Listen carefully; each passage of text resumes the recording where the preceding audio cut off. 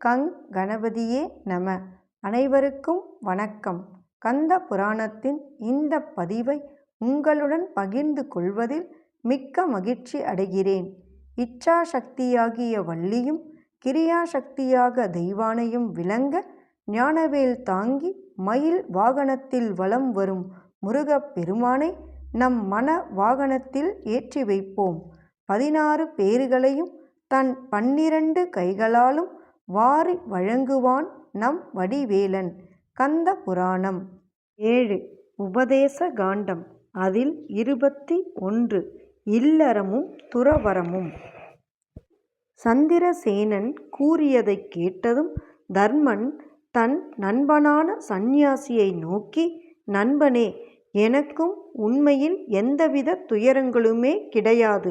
நான் என்னுடைய இந்த கிரகஸ்தாசிரமத்தில் அளவு கடந்த மன நிறைவுடன் மகிழ்ச்சியுடனுமே இருந்து வருகிறேன்.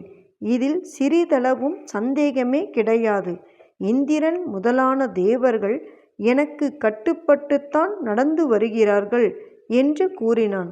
உடனே சந்திரசேனன், தர்மனே, இப்போது நான் என்னுடைய தபோபலத்தினால் தேவேந்திரனை இங்கு தருவிக்கப் போகிறேன் என்று கூறிவிட்டு அவன் தன் மனதிற்குள் சொர்க்கலோகத்தில் இருக்கும் தேவேந்திரனை நினைத்தான்.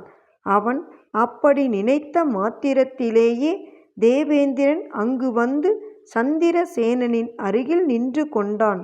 உடனே சந்திரசேனனும் தேவேந்திரனை வணங்கி அவனை மீண்டும் தேவலோகத்திற்கே திருப்பி அனுப்பிவிட்டான்.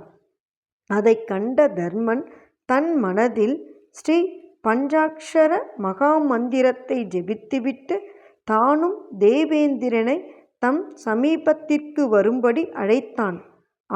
மகாமந்திரத்தின் மகிமையால் தேவேந்திரனும் அவனிடமிருந்து நாடி விரைந்து வந்து அவனை வலம் வந்து நமஸ்கரித்து நின்றான்.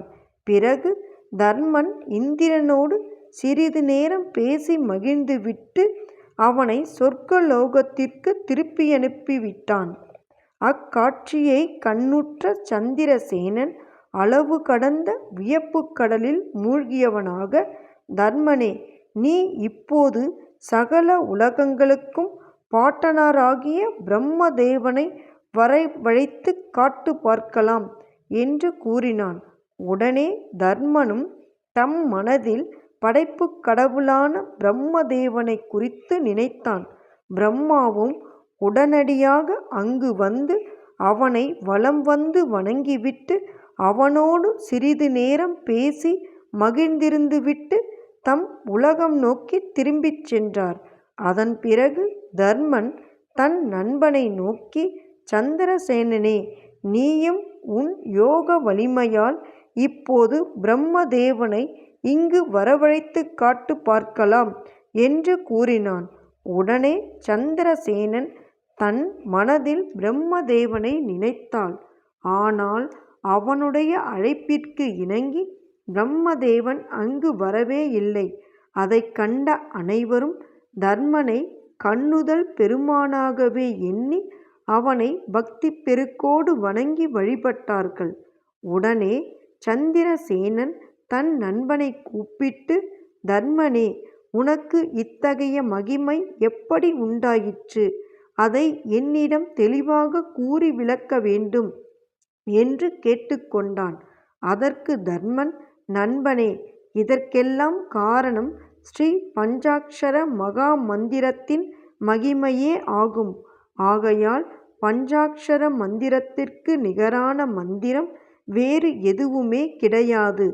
அதன் அரிய மகிமையை முக்கண்ணரான சிவபெருமான் ஒருவரைத் தவிர வேறு யாராலுமே அறிந்து கொள்ளவும் முடியாது என்று கூறினான்.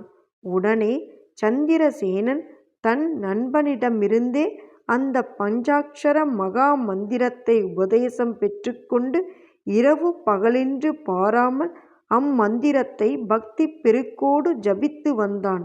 அதன் பிறகு அவன் புண்ணிய சீலனாக விளங்கி தன் நண்பனோடு கைலாசத்தை அடைந்து முடிவில் சிவ சாயுஜ்ய பதவியையும் பெற்றான். எண்ணிய பொருளை அருளச் செய்யும் கந்த புராணத்தை காதலுடன் இப்புவியில் படிப்போர் கேட்போர் நினைப்போர் யாவரும் பசு பத்தினி உறவினர் புத்திரன் ஆகிய அனைவரோடும் ஆனந்த வாழ்வை வாழ்ந்து இந்திரனைப் போல தலைமைத்துவமும் இன்பமும் மிக்க வாழ்வையும் வாழ்ந்து இறுதியில் பரமானந்த நிலையாகிய சிவபத பேரும் பெறுவர். வேலும் மயிலும் சேவலும் துணை. கந்த புராணத்தின் தொடர்ச்சியை தொடர்ந்து கேட்க நமது ஆர்கேஎன் காலம் சேனலை சப்ஸ்கிரைப் செய்து பெல் ஐகானையும் கிளிக் செய்யுங்க. இந்த பதிவினை நமது ஆன்மீக அன்பர்கள் அனைவருக்கும் மற்றும் புராணங்களை கேட்க விரும்புபவர்களுக்கும் ஷேர் செய்யுங்க. பிடித்திருந்தா மறக்காம லைக் பண்ணுங்க, கமெண்ட் பண்ணுங்க. தொடர்ந்து கேட்பவர்கள் அனைவருக்கும் எனது மனமார்ந்த நன்றி. நாளையும் வருவான் நமது வடிவேலன்.